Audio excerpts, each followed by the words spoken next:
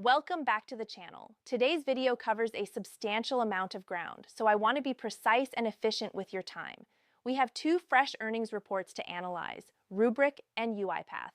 We also have three companies I want to evaluate in depth, C Limited, New Holdings, and dLocal. These are names I follow closely, and in some cases own directly. The context matters, and I will be transparent about my positioning throughout. Before we proceed, if this type of rigorous, research-driven content is what you are looking for, subscribing to this channel ensures you receive it consistently. There is no fluff here, only analysis. Let me also note, as I record this, markets are ending the week on a somewhat mixed note. Thursday was broadly negative, today has recovered slightly in places, though we are seeing some meaningful moves in individual names that are worth addressing. Meta is down approximately 3% on reports that their latest large language model is facing development delays and may underperform relative to competing models from Google, Anthropic, and others. If those reports prove accurate, this raises a more fundamental strategic question for Meta. At what point does it become more rational to build applications on top of frontier models rather than attempting to compete at the model layer itself? That conversation has implications for their capital expenditure trajectory and therefore their free cash flow profile. Something to monitor closely. With that context established, let us begin. Act 2, Stock Analysis, 70-75%.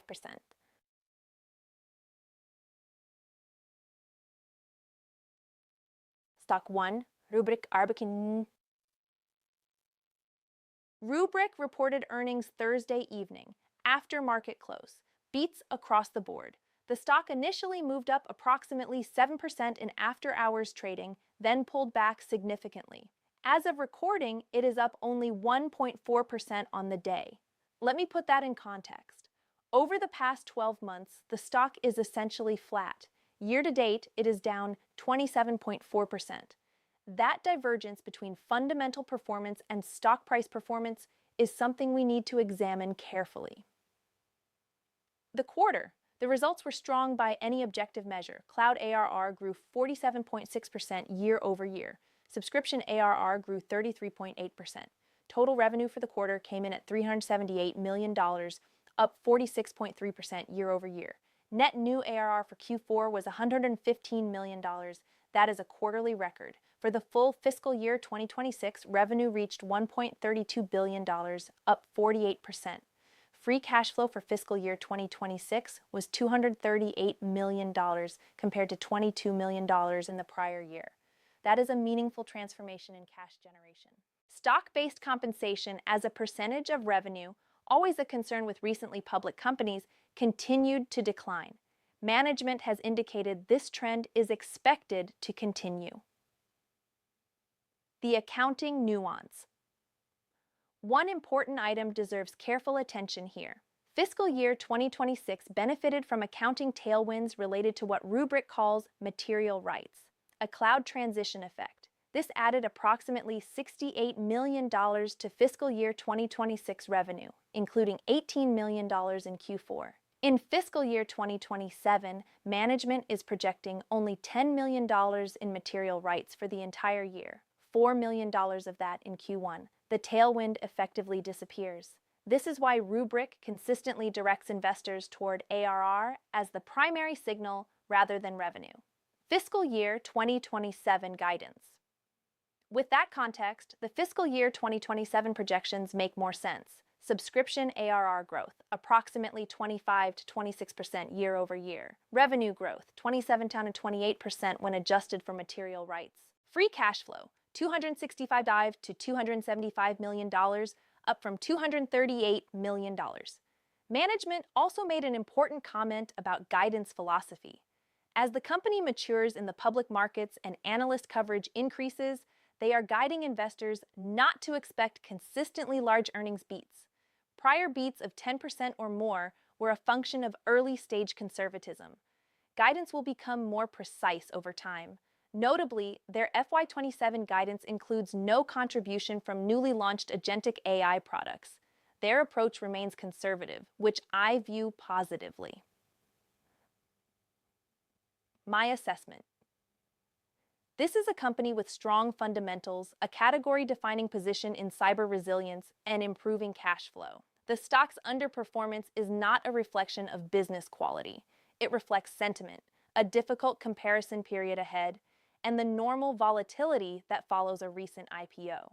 I hold a position in Rubrik. At current levels, I am inclined to accumulate further if the stock remains range-bound. The fundamentals support it. Risk to acknowledge. The one legitimate concern is that growth rates are decelerating. The move from 46% to 27-28% revenue growth will disappoint some investors, even if the reason is well understood. Price to sales and price to free cash flow are the appropriate valuation frameworks here, not price to earnings. The business is not yet at the maturity level where PE becomes a meaningful tool. Transition. Now let us turn to a very different kind of story, one where the numbers are improving, but not fast enough to satisfy the market. If you are finding this analysis useful, I do ask that you take a moment to like this video. It costs you nothing and ensures this content reaches investors who can benefit from it.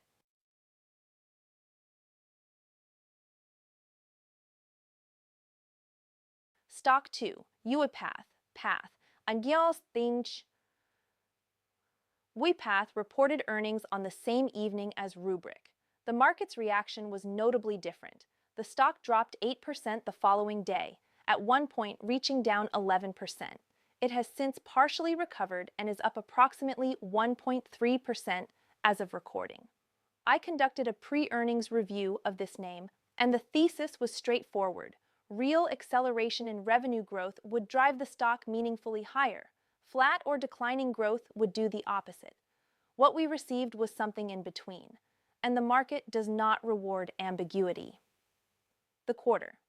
Revenue grew 13.5% year over year. Over the prior 3 quarters, this is an improvement. All came in above 10%. But year-over-year comparison periods were not demanding, which limits how much credit should be attributed to organic momentum. Gross profit margin continued to expand. Operating margin improved meaningfully. Free cash flow increased substantially. On every profitability metric, the direction is correct. What is not moving in the right direction is the top line. The fundamental problem. 13.5% revenue growth for a company of this nature, one that is supposed to be a direct beneficiary of the agentic AI wave, is not compelling. This is not a capital-intensive business growing off a large base. This should be a company that, if the AI agent narrative translates into enterprise adoption, would be accelerating. Management flagged $200 million in AI-related ARR. They noted that 90% of customers with ARR above $1 million are utilizing AI products. They described the macro environment as variable, with pockets of strength and pressure. That language is cautious, appropriately so perhaps, but it does not build a case for the inflection that investors are waiting for. My assessment. I have said this consistently for several quarters now. UiPath presents, in my view, more value as an acquisition target than as a standalone growth story. The underlying technology is legitimate. The customer base is real. The question is whether they can convert the AI narrative into measurable acceleration before investor patience runs out. Right now, they are executing adequately, but adequately is not sufficient in this market environment. I am watching this name, not adding to it, until I see a quarter that demonstrates genuine top-line inflection. One quarter where growth surprises to the upside by a material margin. That has not occurred yet. Risk to acknowledge. The risk here is that the window for UiPath to establish itself as a category-defining agentic AI platform may be narrowing. Larger enterprise software vendors are embedding automation capabilities natively. The clock is running. Transition. Let us now move to 3 companies I want to examine as investment opportunities. Each is experiencing significant share price pressure that, in my view, is disconnected from the underlying business trajectory.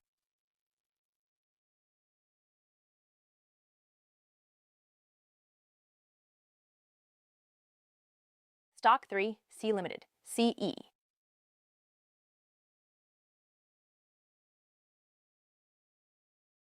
C Limited is down 31% over the past 12 months and down 34.5% year to date. The company's market capitalization currently stands at approximately $50 billion. That sounds alarming. I want to explain why I believe the market is overreacting. What the market disliked. There were three specific items that drove the sell-off following the most recent earnings report. First, EPS missed consensus estimates by approximately 30%. Second, operating costs ran ahead of Wall Street's model, particularly in relation to investment activity. Third, the fiscal year 2026 guidance indicated that Shopee's EBITDA would be roughly flat with 2025, not expanding. Analysts were modeling margin growth. What they received was a margin reset. One analyst at TD Cowen downgraded the stock to hold. The narrative shifted. Why I view this differently. This pattern should be familiar to anyone who has followed Mercado Libre over the past several years. There are periods where a business growing rapidly in emerging markets deliberately chooses to sacrifice near-term margin for long-term market share. The market consistently punishes this, and the market is consistently wrong about it, at least when management execution is sound. Let me walk through the underlying business performance. Shopee generated $127 billion in GMV for the year, up 27% year over year. That is larger than eBay's global GMV. The platform has 400 million active buyers across Southeast Asia and Brazil. Advertising revenue grew more than 70% year over year. Take rates expanded. Shopee VIP reached 7 million subscribers, doubling in a single quarter. Brazil, their fastest growing market, is already profitable. C-Money generated revenue growth of 60% year over year. The loan book expanded 80% year over year. Non-performing loans stand at only 1.1%, an indicator of disciplined underwriting. Platform lending grew 300% year over year. Active credit users reached 37 million. Garena, their gaming division, delivered $1.7 billion in EBITDA at a 56% margin. Free Fire maintains more than 100 million daily active users for a title that launched 8 years ago. 2025 bookings nearly doubled from 2023 levels. This is not a business facing structural deterioration. This is a business making deliberate investment decisions that compress near-term margins in exchange for future growth. My assessment. C Limited is now trading near September 2024 levels. The stock is approaching oversold territory by most technical measures. The fundamentals of all three business segments are sound and, in many cases, accelerating. The risk is not that the business is broken. The risk is that the market continues to penalize investment spending longer than the thesis requires. For investors with a multi-year time horizon, I believe the current entry point is more interesting than it has been in some time. Transition. Our next company is one I used to own and am actively reconsidering, a fintech operating in some of the most attractive markets on Earth.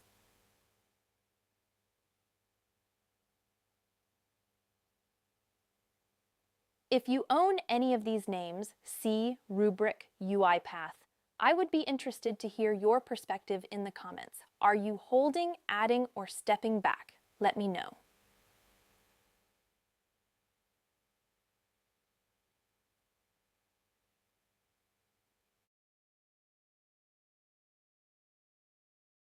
Stock 4, New Holdings, New. New Holdings is a company I previously held and exited. I am now evaluating whether to re-enter at current levels. The stock is down 17.7% year to date, but remains up approximately 30% over the past 12 months. The company's market capitalization sits at approximately $67.8 billion. Trailing PE is 23.9 times. Forward PE is 16.5 times. For a company expected to continue growing revenue and earnings at a meaningful pace over the next several years, those multiples are not demanding. What the market disliked. New management characterized fiscal year 2026 as an investment year. Planned areas of spending include AI-powered underwriting infrastructure, U.S. market entry, completion of their Mexico banking license, and return-to-office overhead. The market interpreted this as a margin headwind. The stock responded accordingly. why the investment case remains intact. Let me give you a specific data point that I think reframes this entirely. Nu's current blended monthly average revenue per active customer is $15.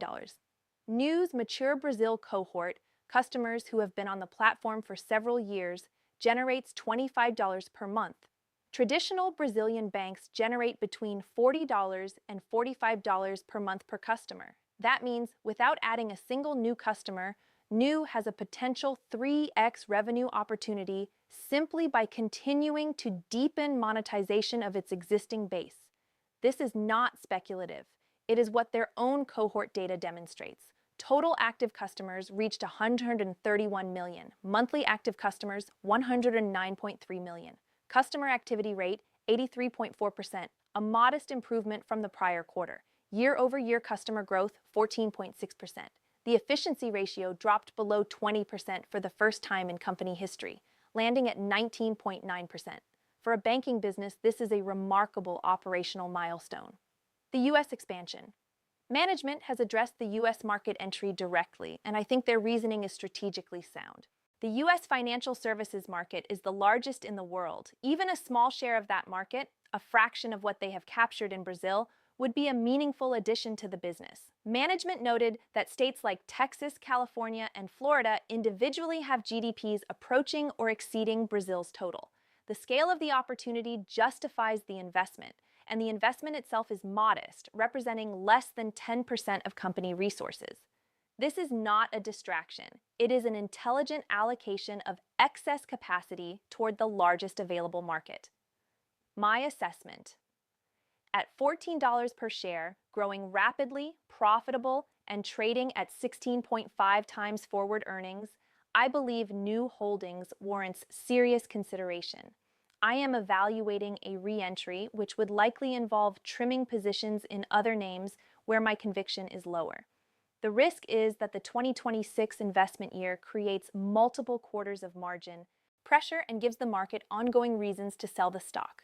Patience is required. Transition.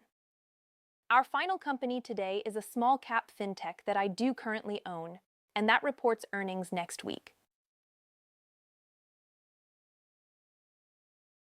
Stock 5, Local, DLO. Local. Market capitalization of approximately $3.4 billion, trailing PE of 20.6 times. Forward PE of 15.1 times. This is a profitable, small-cap fintech growing at a pace that is rare in this sector. The stock is up 39.4% over the past 12 months. Year-to-date, it is down 18.4%. Those two data points together tell you something important. The stock has had a strong 12-month run, then pulled back significantly in the early part of this year. The business. dLocal operates payment infrastructure in emerging markets. Their primary metric is total payment volume, or TPV.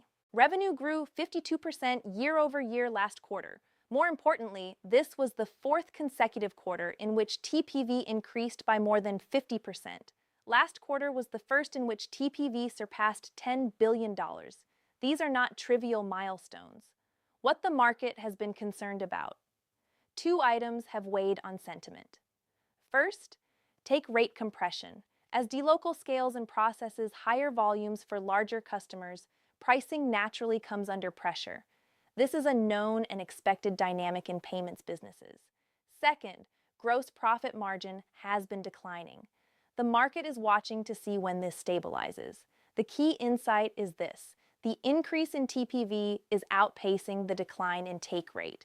The top-line dollar growth remains intact. The question is whether margins follow. One additional factor. Emerging market exposure carries inherent concentration risk. Last quarter, customer attrition in Egypt created a notable headwind.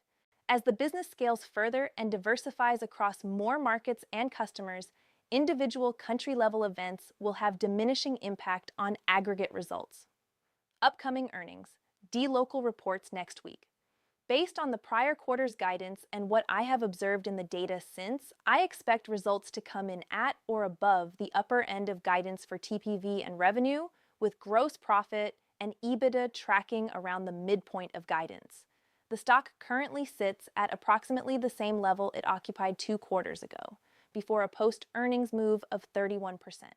Implied volatility for this name around earnings is historically high. If they can demonstrate continued TPV growth alongside gross margin stabilization, the conditions are in place for a meaningful positive reaction. I am maintaining my full position into the print. Risk to acknowledge. The risk that deserves the most attention is the gross profit margin trajectory. If the next earnings report shows further compression without a credible path to stabilization, the investment thesis weakens meaningfully. I will be watching this metric above all others. Transition. Let me now bring everything together.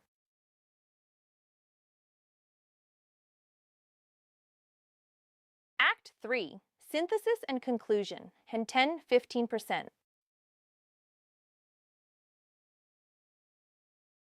5 companies, 2 earnings reports, 3 forward-looking evaluations. Let me give you my current thinking on each, ranked by conviction. 1. D-Local. Highest near-term catalyst. Earnings next week. The setup is compelling if margins show any sign of stabilization. I am a current holder and maintaining my position. 2. NU Holdings. The long-term monetization opportunity is among the most attractive I follow. The 2026 investment year creates temporary pressure, but the underlying growth engine is sound. I am evaluating a re-entry. 3. C Limited. A high-quality business being penalized for rational investment decisions. The market will eventually recalibrate. The current price level represents a potentially significant entry opportunity for long-term investors. 4. Rubric. A strong business with temporarily compressed stock price due to accounting normalization and high expectations.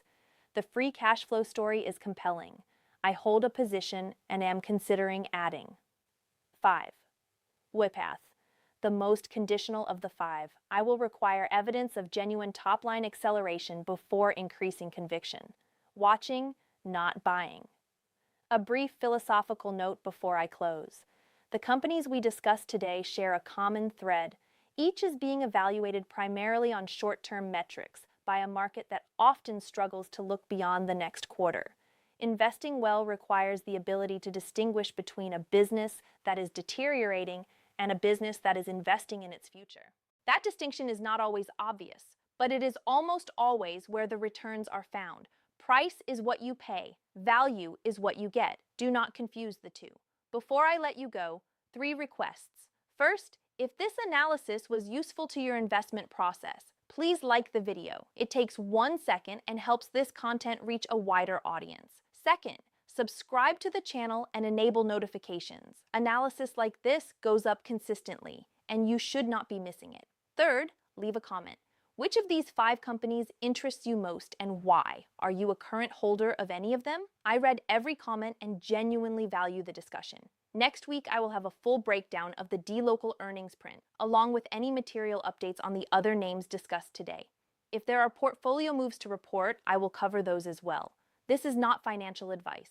Everything I have shared reflects my own research, analysis, and current positioning. Your situation is different. Always conduct your own due diligence before making investment decisions. See you in the next one.